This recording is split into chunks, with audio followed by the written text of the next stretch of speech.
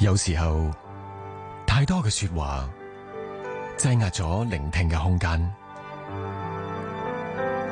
有時候太多嘅動作會令你失去咗安靜嘅能力。喺日間，你穿過重重嘅人群，接收四方八面嘅聲音。嚟到夜晚，唔好再執着過去嘅遺憾，亦唔好預知未來嘅憂愁。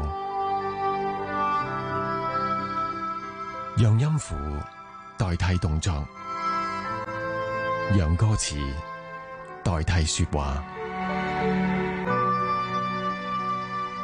我係鄭子誠，又或者你可以叫我做音樂情人。